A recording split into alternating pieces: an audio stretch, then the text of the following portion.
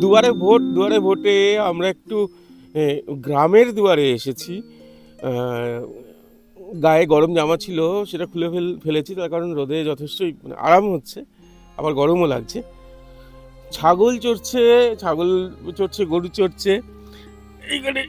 ছাগল ছানাকে একটা দেখিয়ে দেবো।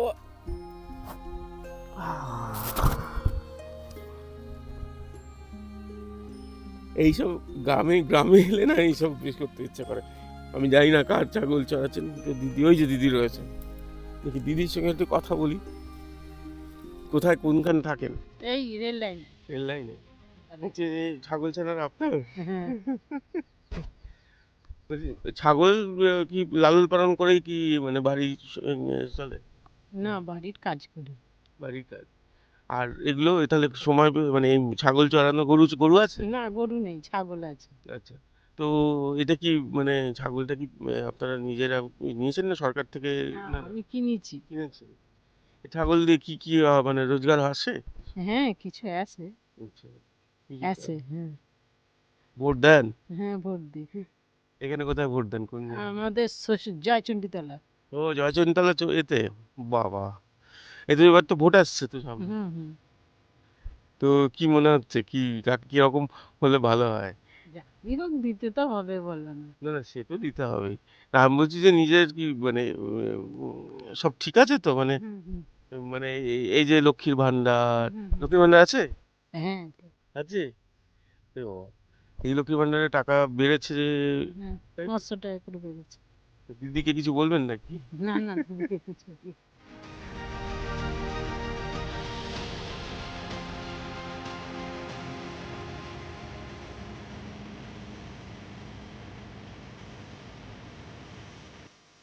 বলছি মাসিমা, কি কোথা থেকে আসছেন? আমার এইখানেই বাড়ি বাবা, অসুখ শরীর, মেয়ের বাড়ি ডাক্তার দেখাতে যাচ্ছি। আচ্ছা। এখানে কি করেন মানে? আমি হ্যাঁ? আমি কিছু করি না বাবা। তো কি করবো বাবা, একটা ছেলে দুটো পয়সা দেয়, ও বাইরে ওই কলকাতার ওই হোটেলেতে কাজ করে, একটা ছেলে একটু দেয়, খায়।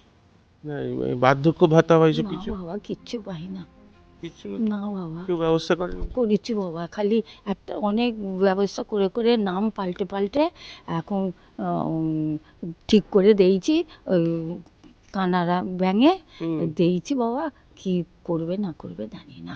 আগে কি করতেন, চাষবাস? গরু টরু আছে বাড়িতে, গরু? না, এখন আর পারি বাবা। গরু আছে না? না বাবা, চাষবাস করতেন?